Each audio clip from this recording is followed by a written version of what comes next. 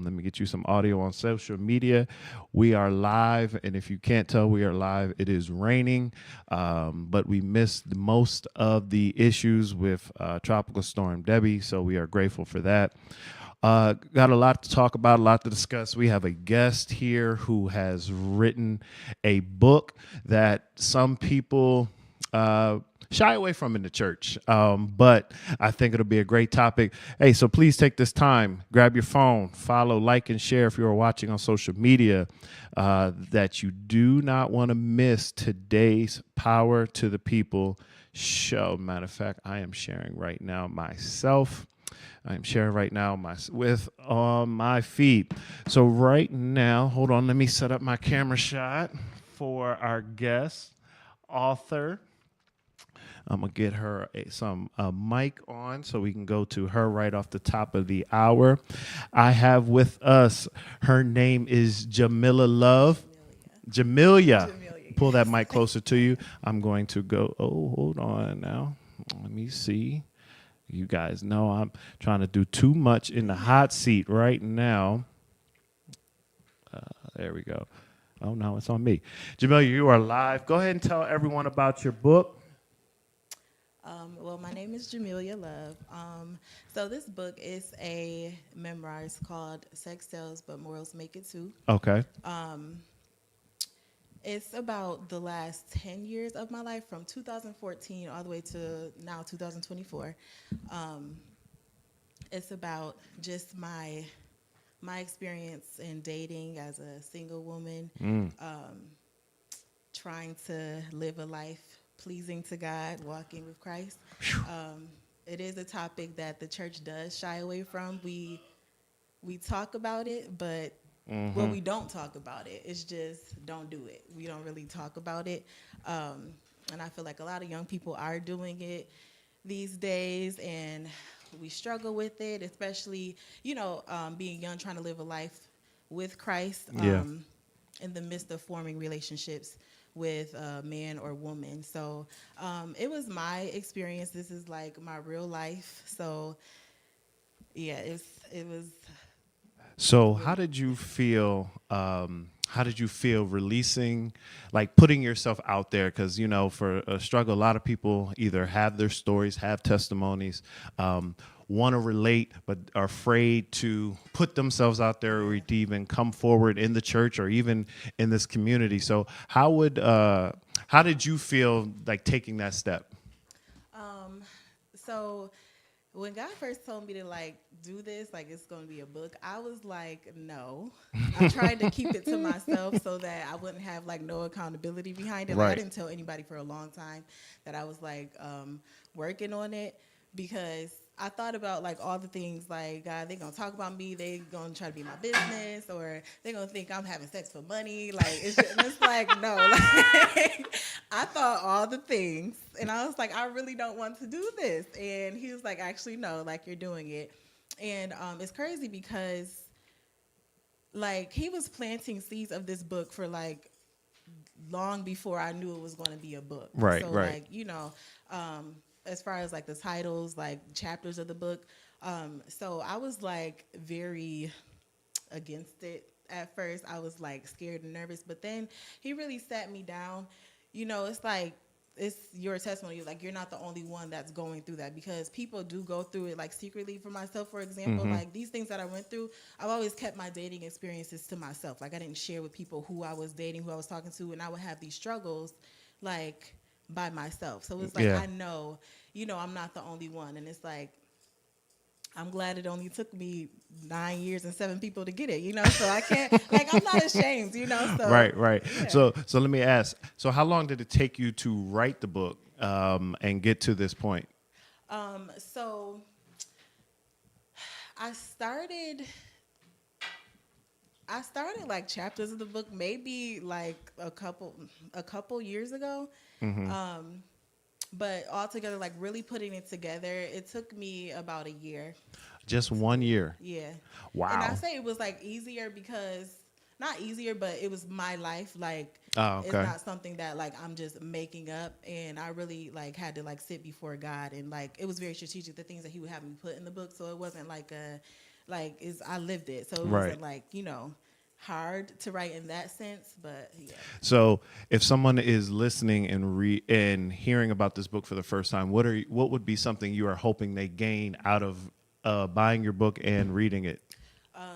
The one thing I want people to gain, like, God has to be your greatest desire, like in the midst of forming relationships and wanting these things, companionship, relationship, marriage, and all that. Like, God really has to be your greatest desire, and that's what God revealed to me about in my pursuit and wanting to have a relationship, that I'm not your greatest desire. Like, this is never going to work. You're exchanging this for that when I've already given it to you. Yeah. And we forget, like, to seek things, and sometimes we get frustrated, like, God, I'm doing your will, I'm doing, like, why aren't you doing this for me? And it's like, why are you doing my will? Is it because you just want this, or is it because like, this is what I'm calling you to do? So I really want people to get the message, like, God has to be your greatest desire in the midst of anything. And, like, don't be ashamed of, like, your struggle, because you're not the only one going through it. Like, don't be ashamed of, like,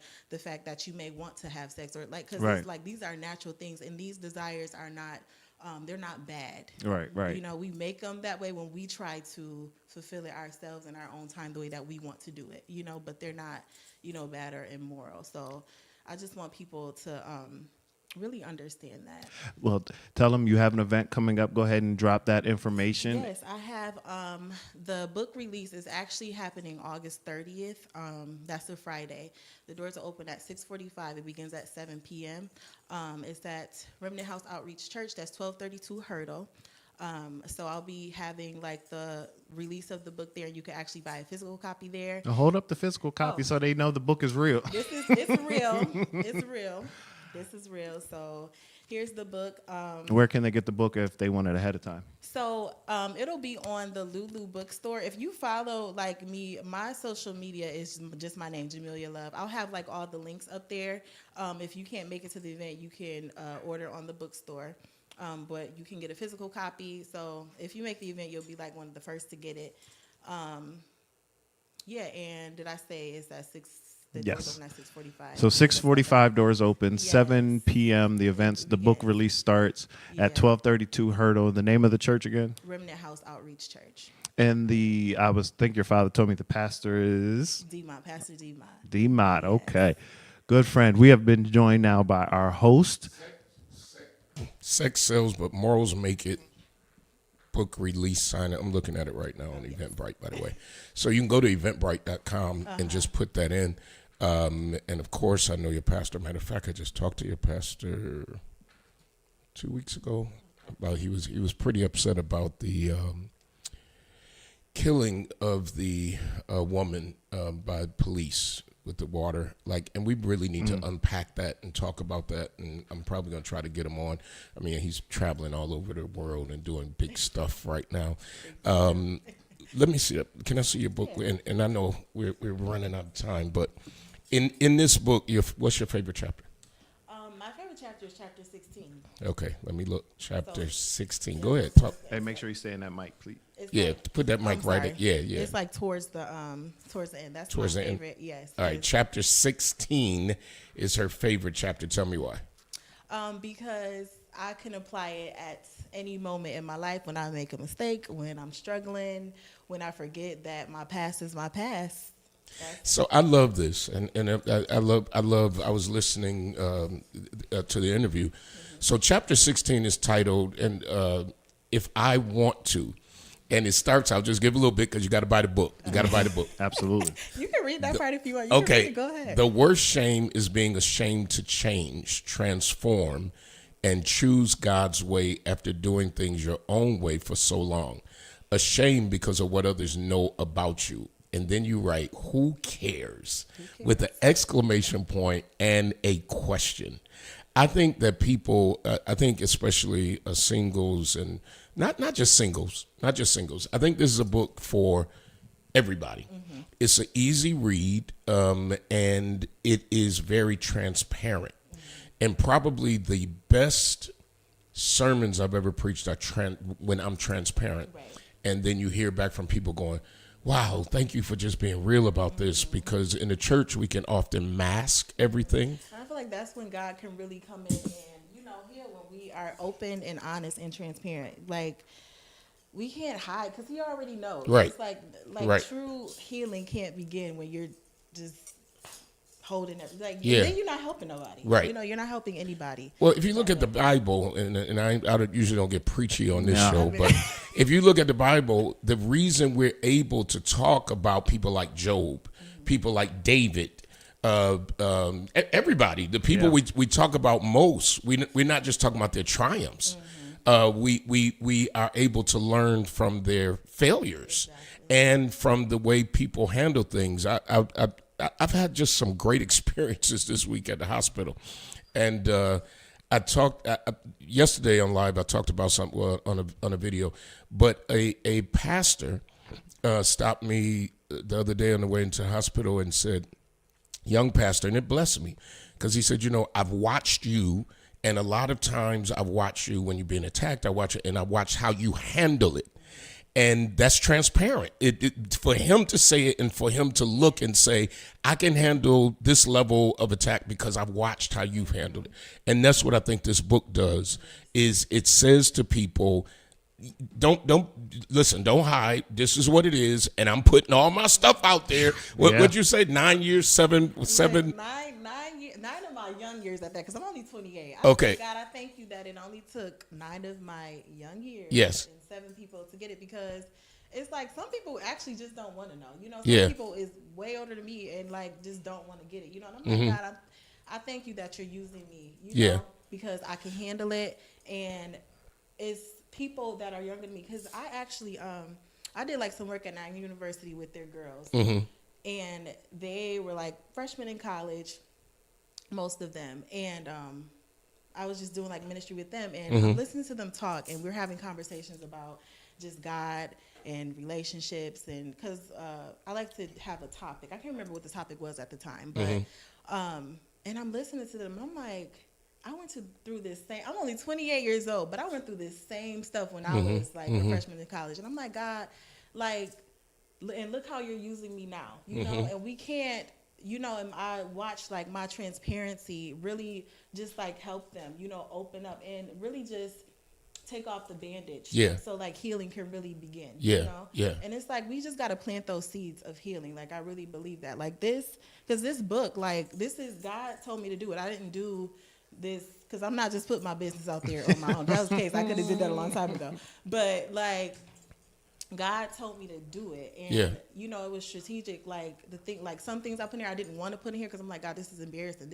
But He told me like write this from a place of victory. Because you may still be struggling with some of these things, and I struggled with the fact that it was very current because it is all the way up to this year. Some of the things that I'm working through, but He's like, write this from a place of victory. Like it's going to help you and it's going to help others. And I'm like, and I put a little study guide at the end with some scriptures and everything and to write, because I'm like, don't take my word for it. Like you got to go to the book yourself. Yeah, yes. I'm like, this is not the Bible, but it's a resource to lead you straight to the source. You know. So we gotta plant those seeds, and help each other. Like this is what the body of Christ is about. Like we gotta help each other. I love it, and I know I've said this before. But this is the reason I'm so thrilled to be on a radio station that's owned by an African American woman, that's supported by was supported by predominantly African American church, to be able to have people on and be able to say this, and for us as a people to be able to heal. But God bless you, and thank you so much for being on. Wow, that's pretty cool. Yeah, I'm gonna buy the book. Now I'm gonna tell you right now, I want a book. How much are the books? Just 20. All right, you got a case yet? Well, I wait till your release, because I'll be ready. No, I'll give you the So when they come. when they come in, let's get that book here, and then I'll read it, and then maybe we can get you back over to our youth zone and talk to our youth, and Absolutely. we'll buy the books for them and keep it going. keep it going. That's how we I do it. appreciate That's it. We That's lift how each we other. do. Yes. All right, God bless you. All right, folks, it's a good day to be alive. Every day is a good day to be alive. I got a lot to talk about. I'm not going to spend a whole lot of time. You weren't here last week. Nah. I spent a whole lot of time on the man talking about black. Yeah. And she's black. I ain't going to do that. But Yeah. I'm going to tell you this. He had the worst press conference. First of all, that wasn't a press conference. If you saw what former President Trump did, he called a press conference. A press conference to supposedly say we're working on a date to debate. Yeah.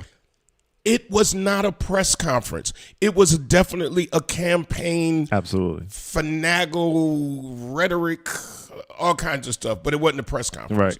And what's amazing to me, and I know, I guess if Vice President Harris called one, they would go. Absolutely.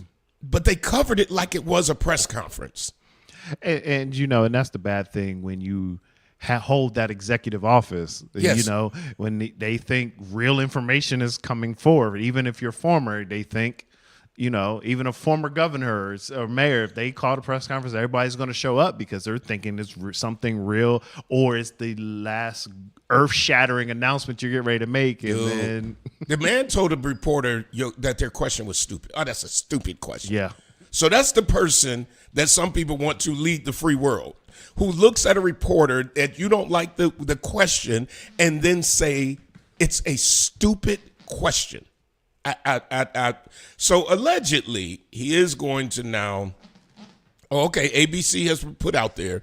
ABC News says Harris and Trump have agreed to a presidential debate in September, on September 10th. So we even have a date. So he is going to debate her. You know, again, just so he says some untruths. And one of the untruths is how much he was slamming her in the polls. Yep. She's caught up to him. Yes, she has. And in some polls, she's passing him. Yeah. So again, I'm glad that he had the whatever that was supposed to be yesterday. And I know somebody's, oh, you just talked about it last week. Listen, I'm going to talk about it until everybody understands how important and what is going on. Absolutely.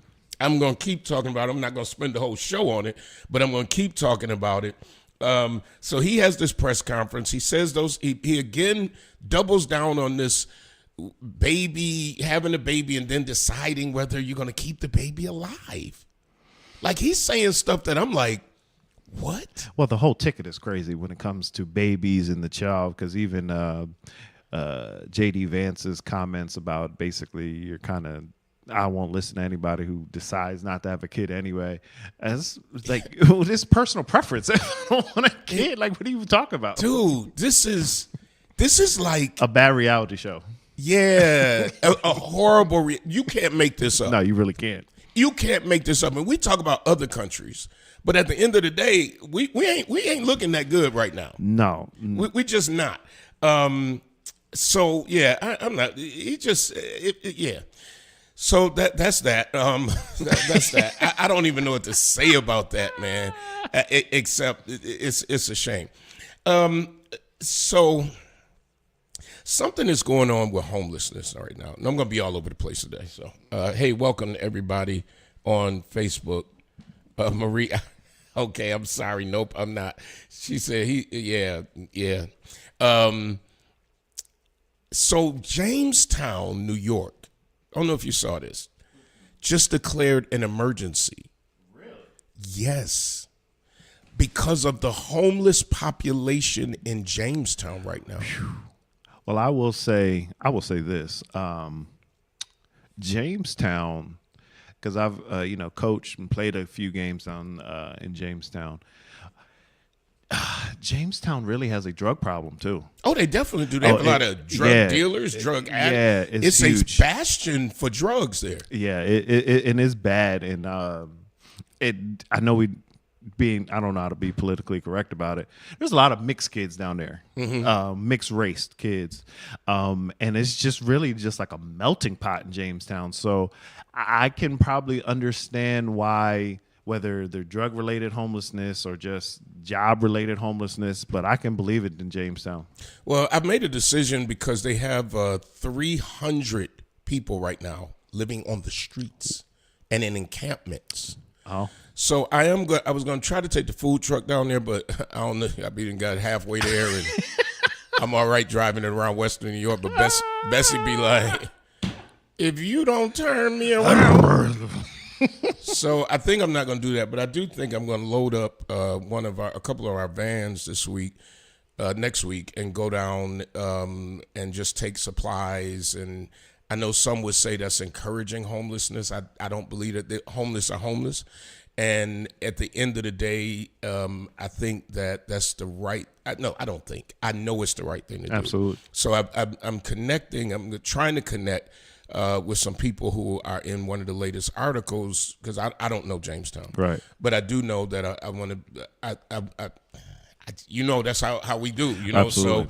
So sometime next week we're gonna run down to Jamestown. But what is happening in Jamestown? You got the drug problems, but what the mayor has called a state of emergency, and is asking the state to come in and to help. Jamestown has under 30,000 people. Wow. 300 are homeless, and I don't mean couch surfing. So was that 1%? 1% of the people. Wow.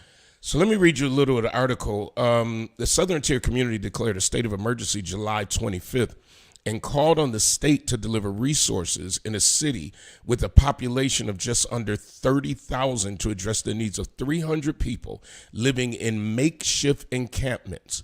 A number officials say tripled in a matter of months. That day, the city also revealed a statement that said people were camping on both public and private land, creating severe impacts on public health, safety, and city resources, noting discarded needles and human waste as a part of that concern. Jamestown Mayor Kim Eklund attributed the spike in people experiencing homelessness to the lack of social services available in the city. Quote, "We urgently need another mental health evaluation facility in our region," she said in the news release following the declaration. While UPMC Chautauqua is dedicated to its mission, it is currently overwhelmed by the growing demand and stringent state regulations. And then they show a picture of an encampment near the Main Street Bridge, and it's just littered with belongings, and you could tell people have been living there in cups and all kinds of stuff. Others note that while increasing mental health services is a critical need, the issue is more complicated than that and often has its roots in, you just said it, drug addiction and financial or personal catastrophe. Yep. Late last week, the encampment stretched along the elevated railroad tracks that ran side by side with the north riverbank of the Chattahoochee River, lined with makeshift homes and living spaces in the wooded area between the tracks and the river. This is their home, said Janine Stroher said, and we respect that out here. Stroher became acquainted with the encampment and people who stayed there 2 years ago after she began frequenting their site, at first only to photograph the surrounding nature. "I was coming down, taking pictures, posting them on Google Maps," she said. "I started to know people and talking to people because I noticed other people just turning their nose up and walking by, not offering anybody a little food or drink." So the reason, what's your thought? What? I'm biting at the bit only because, now even in this role, I see it more often than not because we're on the cleanup side. Yeah. And and I've been out to a couple of them because me and one of my supervisors have to kind of go scope out, see what equipment we need. And some of them are literally now building territories and little encampments. I've seen it. And I must just say, God bless Jamestown if the state comes. Yeah, I've seen it. I've seen the increase locally. Yep. Or I shouldn't say the increase because I can't qualify that. I've seen it more than I have in a while. And as when I was council person, I had neighbors who would, complain, and I got that. Right. But then it's like, what do you do? Yeah. And where do you put them? And one of my sons, Marquis, he's worked with that population, Mm-hmm. working in medical field and all Yep. that. And there's some people who are chronic, what he told me, chronic homelessness. Yes. And they will not go to a shelter. No, they won't. They will not go anywhere, and they this is what they want to do. Now you got places like San Francisco. Like, I want everybody to know that this is not just a local No, issue. it's not. In the national news, even today, they were talking about San Francisco Mm-hmm. and how and Florida. Florida, they have the craziest laws, but Yeah. anyway. It's now it's criminalized. I mean, it's a violation, but they can literally pick you up off the street, Mm-hmm. fine you, and then if you continue, put you in jail. Wow. So, okay, you just solved their homeless problem because now they're in jail, and the Right. state has got to take And care now of it's them anyway. taxpayers paying for 'em. Taxpayers. So Yeah. now you're taking care of you got to feed them, you got to clothe them, you got to do all of it. Yep. So I see areas, so we had people who were complaining, Yep. and especially under the bridge, Yes. over by St. John, and there were things that were put there so that they couldn't go all the way up under the bridge, but they just have made their way like we just gonna be on the slope. Absolutely. And then you have people who work with the homeless population who say that that's cruel treatment. Like, Yeah. I heard, Yeah, you get get both it from sides. both sides. Yep. So you got people saying, hey, if you all aren't going to put them in the city mission, and what I want people to know, you can't make somebody go in the No, city mission. no. And the city mission, some people, they have to turn away, especially if they can't handle them. Every establishment is not equipped to handle every need. Yeah. Or if the this is city a tough mission's thing. at capacity. Absolutely. Hey, it's 12:30. I'm going to go over to the station to pay some bills. I'm going to come back. I want to have this conversation. What do we do about the homeless population across this country? You know, is it cruel? Is it inhuman to set up to pull them off of the street? Some of this a lot of this is mental health. What do we do? These are our people too. So we're coming back. I'm going over to the station in 5, 4, 3, 2, 1. When it comes to something as personal as your clothes, you need to deal with somebody you can trust. That's why so many people turn to Hobson's Dry Cleaning, conveniently located in the heart of the community at 874 East Delavan at the corner of Wyoming. When you take your clothes to Hobson's, you can trust that they'll be ready on time. You can trust that your whites will be white. You can trust that you'll always get a fair price and service with a smile. You can even trust that you won't have to get out of your car if you don't want to. Hobson's has a drive-through window for your convenience. Trust is what it's all about at Hobson's Dry Cleaning. Hobson's Dry Cleaning, your one-stop dry cleaners serving the community for over 30 years at 874 East Delavan at the corner of Wyoming. Call 891-8298. That's 891-8298.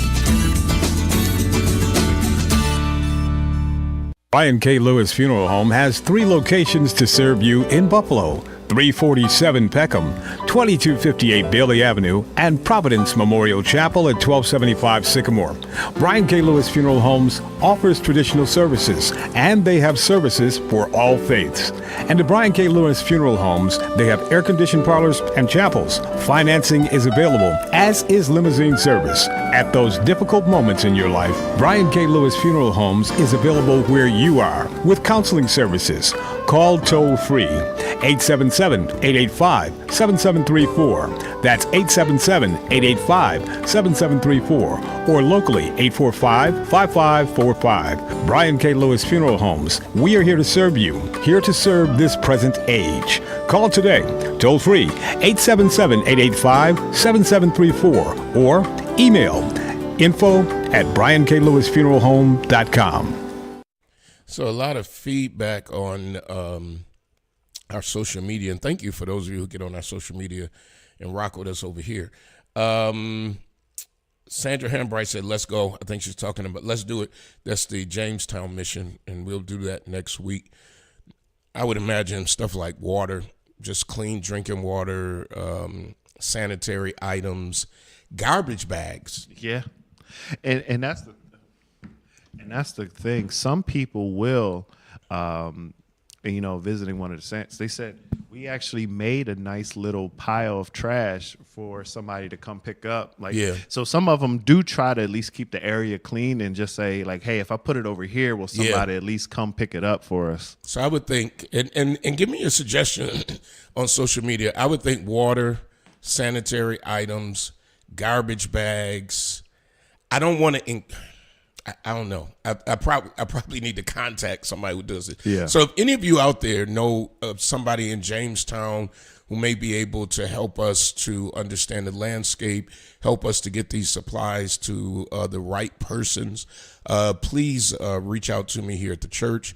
I'm going to encourage you not to send me an inbox on Facebook because I really am not into it like that. And so if you could contact the church or contact somebody who knows me, we can get this thing going for them next week and hopefully encourage other people. I'm not encouraging homelessness. No. But I think that as human beings, when we see a need, instead of trying to question it or just talk about it, to step in and to help somebody, because first of all, mental illness is real. Yes. And so is drug addiction, is an illness. And so it is so important that we reach out. Lakeisha says, prayers going out for the people struggling with homelessness, poverty, sickness, abuse, addiction, and mental illness in the name of Jesus. Valerie Allen says, what baffles me is that we can give foreigners thousands of dollars and places to live, but we can't give our own what they need to survive. And I totally understand what she's saying. Absolutely. There are all kinds of programs. Now, somebody will argue there are programs for homeless also.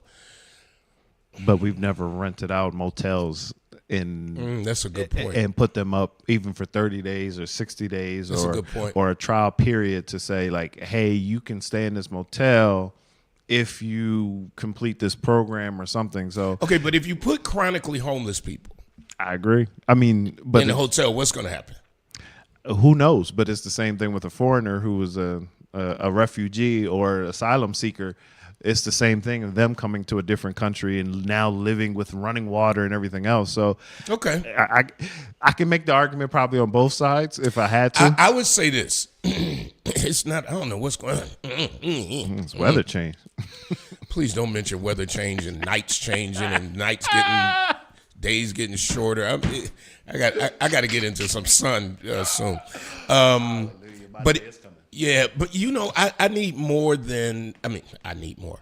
They need more than just a place to sleep. Absolutely. They got to have a place. They've got to have these services. And that's what Yes. Jamestown Mayor is saying. We need more mental health services down here.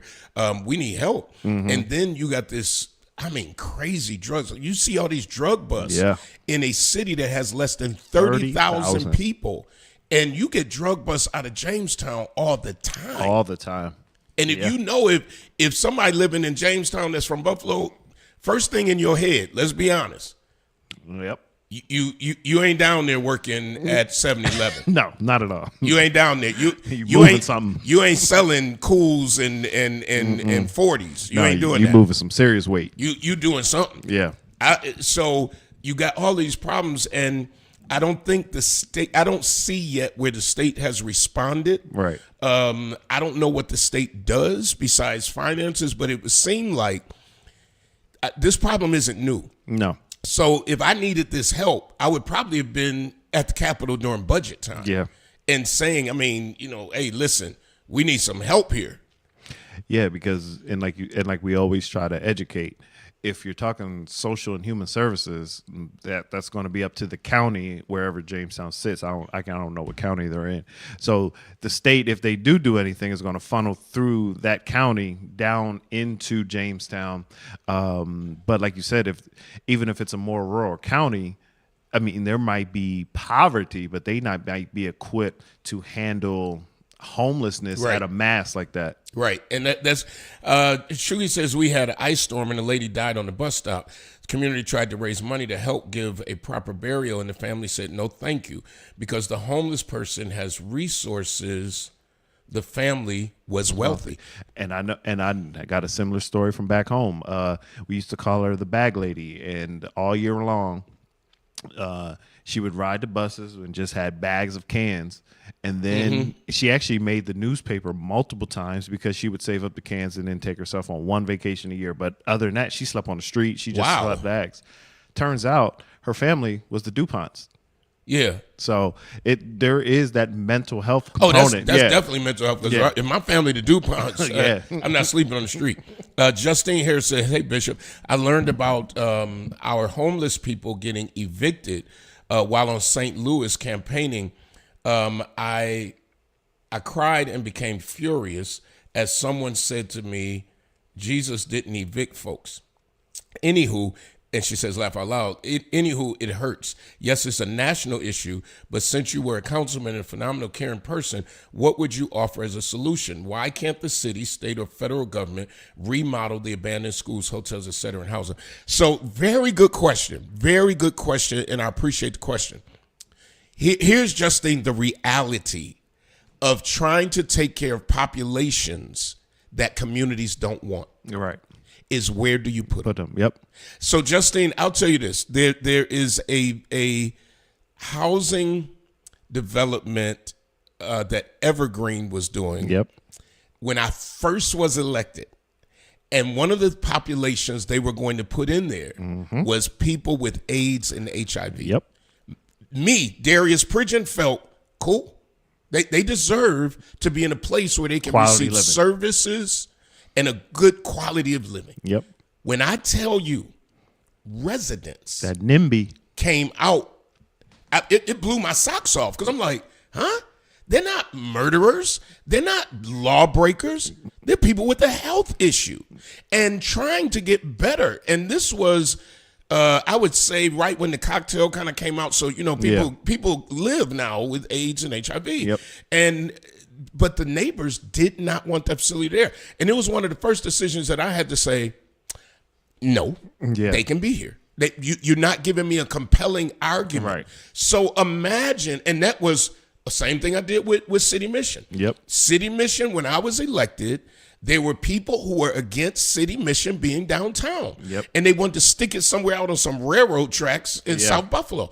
And I'm like, that's not where the homeless population is. They're right in our city. And City Mission has been an asset. And I say big ups to people like Rocco Termini, who came out and said, I agree. Right. It was voices like that ended up, you were able to raise millions of dollars and keep City Mission downtown. So the answer, Justine, is things like City Mission that are well organized, but trust me, there will be pushback. Right, and that's what I said. It's the old NIMBY effect, not my backyard. Yes. And because, like you said, even the people commenting on social media, they will be all for it. Let's send them the resources. That's until they said, "Oh yeah, but we're gonna take this house next to you," and they're like, "Whoa, wait, hold on." Hold on. I wanted it, but I don't want it on my street. Right. I didn't say my neighbor. And that is just, for those of you who asked. That's why I said it's such a good question, because there are answers. But if you look at it, it's like, okay, so where? Because that means you are going to populate an area or saturate an area, possibly. We talk about mental health. Yep. And we used to get complaints, as you remember, from Main Street. Yep. And so people said, we need more mental health. We need more mental health. And so you had these agencies opening up. And then it was like, hold on. They at the bus stops now. And our kids are, one of the arguments about the Evergreen facility was, it's a school down the street. And it's like, what? It's a school. Does that mean that because somebody has AIDS and HIV that they're pedophiles? Stop it. Yeah. But those are the challenges that government goes through every day of trying to figure out. Like, for instance, now somebody mentioned about people being evicted. That's a big problem right now. That is a huge problem. It's a huge problem. So you have homelessness of people, or people who are not, I know it's new phrases, people who are not housed, because a lot of times you got landlords right now or property owners buying the property. Yep. We don't have a law against not raising rents, doubling rents, which basically is an eviction. Mm-hmm. It is an eviction. If I'm paying $800, you buy the property, and now you tell me, and this is the truth, this is happening, it's $1,600 now. Yeah. What you can do, you can't do anything. You're out. Because the only law right now on the books is just how long you've been there and how much notice you get. Absolutely. above 5%. So it doesn't protect you. It doesn't protect you. So which means now if you can't afford to buy the house, you're out there. Yeah. You're out there, and now you're looking, and almost every week we get calls about, do you know any places renting? Yep. I'm going to tell you this right now. No. Mm-mm. I know every apartment we have is booked. And so I do support the initiative for more affordable housing. Absolutely. It will take us at least 10 years if we even kept up with the trends to build more affordable housing. And I think, like you said, I think we have to keep educating the difference of affordable housing and low income housing. Yes. There's becoming it's just like everything else, just like our salaries and the tax code. It's getting further and further apart. Yeah, remember, low income housing is subsidized and everything else. Yes. Affordable now is basically the same as workforce. Yep. So it's about the same. So you're going to pay $1,000 at least. At least. So you just know that. So you're going to pay $1,000 at least. And we're not even talking about market rate. We're talking about affordable. Market rate, you're paying $2,000 for an apartment. Affordable, you somewhere with a subsidized $700, $600 out of your own pocket. So folks are homeless. Yeah. And the couch surfers who you might not see. I was just getting ready to say that's a whole nother category. And families now who have had to move in with mom and dad and, the elderly who are renting. Most of them are renting. Yep. Stop. Let me say it. I'm going to preach. Stop selling your properties.